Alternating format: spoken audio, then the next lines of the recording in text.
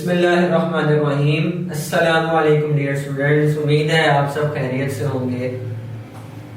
बच्चे, हमने chapter number 1 जो है स्टार्ट किया हुआ था physical quantities and measurements. Physical quantities and measurements बच्चे, हमने फिजिकल क्वांटिटीज को डिफरेंट पार्ट में जो है वो कंप्लीट किया, डिस्कस किया।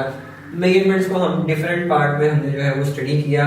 जैसे मैंने स्टार्ट में ही आपको बताया था कि आपके पास 2 पार्ट्स हैं इस चैप्टर के और हम उनको 2 पार्ट्स में डिवाइड करके ही स्टडी करेंगे। आज इस चैप्टर का हमने लास्ट टॉपिक जो है वो पढ़ना है और बच्चे ये आपका बहुत ही इंपॉर्टेंट टॉपिक है। जस्ट 9th क्लास के लिए नहीं बल्कि आपको आगे ये फर्स्ट ईयर सेकंड ईयर में भी आपके काम आने वाला है।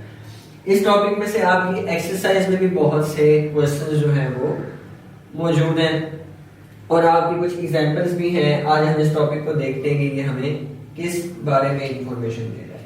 टॉपिक का नेम है सिग्निफिकेंट फिगर्स और सिग्निफिकेंट फिगर्स के बारे में डिस्कस करते हुए ही हमने एक और चीज को देखना है जिसका नाम है एक्यूरेसी।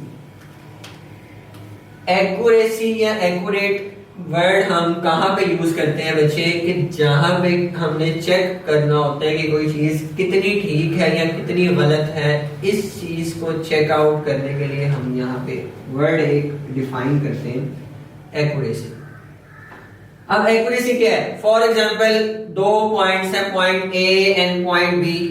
मैंने उन 2 पॉइंट्स का डिस्टेंस फाइंड आउट करना है कि उन 2 पॉइंट्स में कितना डिस्टेंस है। अब वो डिस्टेंस जो मैंने मेजर किया है वो ठीक है या नहीं है। फॉर एग्जांपल एक बंदा मुझे कहता है कि आपने ये एक्सपेरिमेंट परफॉर्म करना है, उसको पता है कि डिस्टेंस 10 मीटर है। अब मुझे नहीं पता कि उन 2 पॉइंट्स का डिस्टेंस कितना है, 10 मीटर है या 9 मीटर है। अब 10 metre for example actual value है।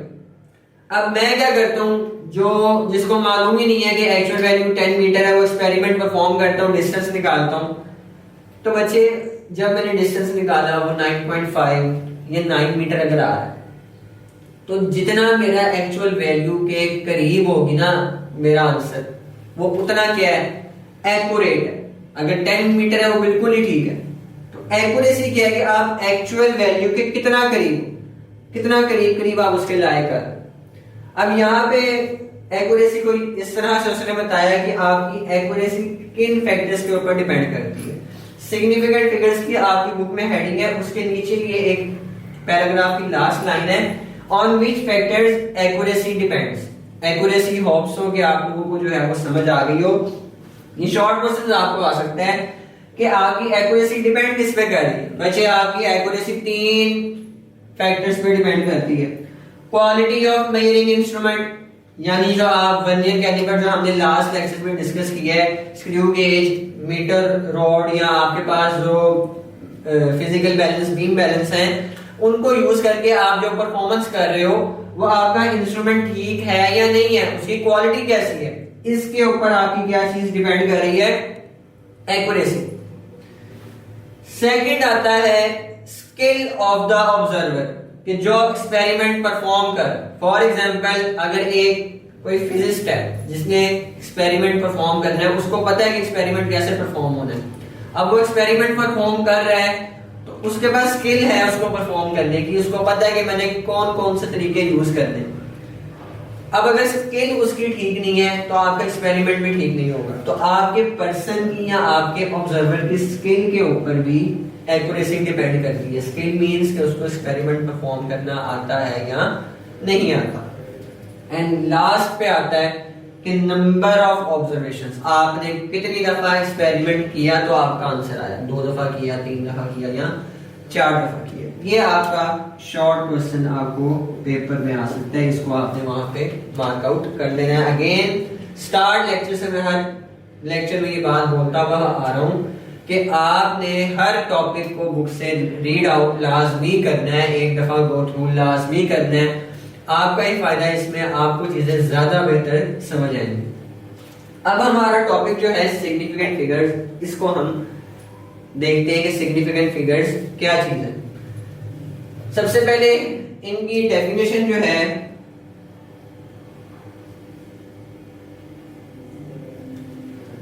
वो हमारे पास क्या है, all the accurately non digits. दो सेंटेंस के ऊपर और करना है आपने, नॉन डिजिट्स और doubtful digit. All the accurately non digits and first doubtful digit. आप कोई भी मेजरमेंट करते हैं, कोई भी एक्सपेरिमेंट करते हैं, आपका आंसर आता है, उसके अंदर बच्चे आपके पास जो नॉन डिजिट्स हैं और जो फर्स्ट डाउटफुल डिजिट आपका आता है उसको हम क्या कहेंगे, सिग्निफिकेंट। अभी एग्जांपल हम देखते हैं, आपको यहीं पे ये चीज क्लियर हो जाएगी। फॉर एग्जांपल 3 स्टूडेंट्स हैं, उन्होंने एक जो है internal diameter, for example vernier calliper use करके इस मार्कर के कैप का इंटरनल डायमीटर मेजर किया। फर्स्ट स्टूडेंट ने किया, वो आता है 23.5 मीटर। सेकंड वन करता है, वो आता है 23.7 मीटर। थर्ड वन करता है, उसकी आती है 23.8। अब आप देखें कि 23 इन सब में कांस्टेंट है, तीनों में 23 आ रहा है, तो ये आपका नॉन डिजिट्स में आ जाएगा। 23 क्या है, 2 और 3 आपका क्या है, नॉन डिजिट्स है, कि आपको पता है कि ये आपकी मेजरमेंट में आने ही आने हैं।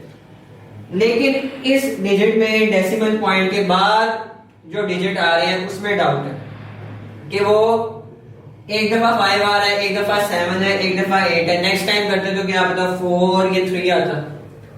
तो ये डाउटफुल डिजिट है, इसमें हमें कंफर्म नहीं है, इसमें हमारा डाउट आ रहा है कि ये 5 भी हो सकता है, 7 भी हो सकता है, 8 भी हो सकता है, और ये नॉन डिजिट्स हैं, यानी कि यही रहेंगे।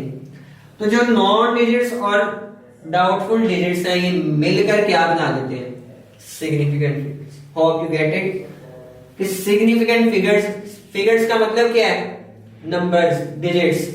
सिग्निफिकेंट जो नॉन और डाउटफुल एक मेजरमेंट के अंदर आते हैं। क्लियर? आप इसको बुक से पढ़ेंगे, आपको वहां इसकी डेफिनेशन भी मिल जाएगी, इसके बारे में कुछ एग्जांपल्स भी वहां दी हुई हैं, आपने उसको लाजमी रीड आउट करना है। अब हम इसके रूल्स देखते हैं कि हमने किन रूल्स को देखते हुए सिग्निफिकेंट फिगर्स को डिसाइड करना है कि कौन सा डिजिट सिग्निफिकेंट है, कौन सा नॉन सिग्निफिकेंट है। आप साइड पे टेबल बना होगा बुक पे, वहां से भी ये रूल्स दे सकते हैं, और एक पूरी हेडिंग है उसमें ये रूल्स वहां पे टैली हुए हुए, आप वहां से देख सकते हैं, वहां से इनको समझ सकते हैं। सबसे पहले फर्स्ट पॉइंट आपका आएगा नॉन जीरो डिजिट्स के बारे में। अब नॉन जीरो डिजिट्स बचे, यानी 1 2 3, यानी जीरो के अलावा आपका हर डिजिट क्या है, सिग्निफिकेंट। मैं आपको कहता हूं 1 क्या है, आपने कहना है सिग्निफिकेंट। मैं कहता हूं 2 क्या है, आपने कहना है सिग्निफिकेंट। 5 क्या है, सिग्निफिकेंट। जीरो जो है वो कुछ केसेस में सिग्निफिकेंट होगा, कुछ में सिग्निफिकेंट नहीं होगा। नॉन जीरो हमने देख लिया कि जीरो के अलावा सारे क्या सिग्निफिकेंट। अब जीरो के कुछ रूल्स हैं, उनको हम देख लेते हैं, स्टडी कर लेते हैं। बच्चे एंडिंग जीरो जो है वो हमेशा क्या होंगे, सिग्निफिकेंट होंगे। जैसे फॉर एग्जांपल 2500। अब देखो इसमें 2 भी सिग्निफिकेंट, 5 भी सिग्निफिकेंट, और लास्ट पे 2 जीरो आ रहे हैं। तो बच्चे जब स्टार्ट आपका सिग्निफिकेंट डिजिट से होगा और एंड आपके नंबर जो है वो जीरो पे हो रहे हैं, देखो ना यहाँ एंड जो है वो स्टार्ट हो रहा है सिग्निफिकेंट से, आगे अगेन सिग्निफिकेंट, लास्ट पे जीरो आ गया। तो जब आपकी कोई वैल्यू जीरो पे एंड होती है तो बच्चे आपके एंडिंग जीरो भी क्या है, सिग्निफिकेंट है। क्या है, सिग्निफिकेंट। तो यहाँ पे 2500 में अगर मैं पूछूं कितने सिग्निफिकेंट डिजिट है, तो वो 4 है, 2 5 और 00, यानी 0 और 0 टोटल 4 आपके सिग्निफिकेंट हो गए। नेक्स्ट आता है स्टार्टिंग जीरो के बारे में, यानी आपकी मेजरमेंट फॉर एग्जांपल है 0.00125। अब आपकी वैल्यू स्टार्ट जीरो से हो रही है, 0.00125। बच्चे स्टार्ट जब जीरो से होगा ना, डेसिमल पॉइंट के साथ हो रहा है, स्टार्ट जीरो से, आपका जीरो सिग्निफिकेंट नहीं। हमेशा जब भी जीरो स्टार्ट में आ गया वो सिग्निफिकेंट नहीं हो सकता। अगर कोई सिग्निफिकेंट फिगर जीरो से पहले आएगा तो जीरो सिग्निफिकेंट होगा। तो यहाँ पे ये जीरो भी सिग्निफिकेंट नहीं है, ये भी सिग्निफिकेंट नहीं है, ये भी सिग्निफिकेंट। और हमने पढ़ा है कि नॉन जीरो जो है वो सिग्निफिकेंट है, तो इसमें ये भी सिग्निफिकेंट, ये भी और ये भी, यानी इसमें 3 डिजिट जो है वो क्या है, सिग्निफिकेंट है, और ये स्टार्टिंग जीरो जो है ये नॉन सिग्निफिकेंट है। अगर होता 0.120 तो ये स्टार्टिंग सिग्निफिकेंट नहीं है, लेकिन ये एंड वाला सिग्निफिकेंट हो जाएगा, क्योंकि इससे पहले क्या हो गया, सिग्निफिकेंट डिजिट ऐड हो गया। यहां हम इसको कर देते हैं अगर 1203, अब ये मिडल जीरो आ गया, मिडल में यानी इसके पीछे भी सिग्निफिकेंट है, आगे भी सिग्निफिकेंट है, तो मुझे ये भी सिग्निफिकेंट हो जाएगा। हमेशा एंडिंग और मिडल जीरो, अगर ये फॉर एग्जांपल सिग्निफिकेंट डिजिट है और अब ये ब्लैक और ब्लू जो है ये सिग्निफिकेंट डिजिट्स हैं, इनके दरमियान में जीरो आ गया, तो जीरो क्या हो गया, सिग्निफिकेंट हो गया। लेकिन अगर जीरो स्टार्ट में आ गया, ये दो सिग्निफिकेंट है, तो आपका जीरो सिग्निफिकेंट नहीं है। और अगर ये जीरो एंड पे आ जाता है, स्टार्टिंग में सिग्निफिकेंट डिजिट आ जाती है, तब भी ये क्या हो जाएगा, सिग्निफिकेंट हो जाएगा। ये जीरो के कुछ रूल्स हैं। अब बात करते हैं होल नंबर्स। होल नंबर्स कौन से होते हैं, 0 1 2 3, यानी कि कॉम्बिनेशन ऑफ होल नंबर्स हैं, जिसमें जो नंबर 0 से स्टार्ट होते हैं चलते जाते हैं वो होल नंबर्स हैं। अब कॉम्बिनेशन ऑफ होल नंबर्स है मेरे पास, तो उसमें से सिग्निफिकेंट कैसे हैं, किस तरह से निकालेंगे। देखिए 0.0020, आपको मैंने एक टॉपिक पढ़ाया था साइंटिफिक नोटेशन, मैं यहाँ साइंटिफिक नोटेशन अप्लाई करता हूँ इस वैल्यू के ऊपर, कि यहाँ से पॉइंट को मूव करवा के यहाँ पे ले आता हूँ। अभी बेसिकली होल नंबर्स हैं, इनको मैंने स्टैंडर्ड फॉर्म में कन्वर्ट कर लिया, साइंटिफिक नोटेशन में कन्वर्ट कर लिया। ये बन जाएगा 2.0 10 की पावर 1 2 3, सॉरी यहाँ 3 आएगा। तो बच्चे इसमें सिर्फ ये दो डिजिट जो है वो क्या है, सिग्निफिकेंट है। कहने का मकसद ये है कि जो स्टैंडर्ड फॉर्म होती है उसमें 10 की पावर 10 का मल्टीपल जो है वो सिग्निफिकेंट नहीं काउंट करते, उसको हमने काउंट नहीं करना, हमने अपने डिजिट्स को काउंट करना है जो मल्टीप्लाई हो रहे हैं by the power, with the power of 10। तो ये आपके सिग्निफिकेंट है, मल्टीपल ऑफ 10 या पावर ऑफ 10 जो है वो सिग्निफिकेंट नहीं है। इसी तरह से हमने ये एक डिस्टेंस भी मेजर डिस्कस किया था साइंटिफिक नोटेशन के एग्जांपल में, कि मून का अर्थ से डिस्टेंस किया है, तो वो था 3.84 10 टू पावर 8 मीटर। यहाँ हम इसको कंप्लीट लिखते हैं तो वो इतनी बड़ी अमाउंट बनती है। अब इसमें देखा जाए हैं तो सारे सिग्निफिकेंट, लेकिन अगर मैं जब इसको कन्वर्ट कर लेता हूँ एक स्टैंडर्ड फॉर्म में, तो बच्चे ये मल्टीपल जो है this is not significant, only these 3 digits are significant. ये रूल्स आपको शॉर्ट क्वेश्चन में पूछे जा सकते हैं, लॉन्ग क्वेश्चन में भी आपको आ सकते हैं। अगर इस चैप्टर में से लॉन्ग क्वेश्चन आता है, आपने बुक से एक दफा इस टॉपिक को बहुत अच्छे से पढ़ लेना है।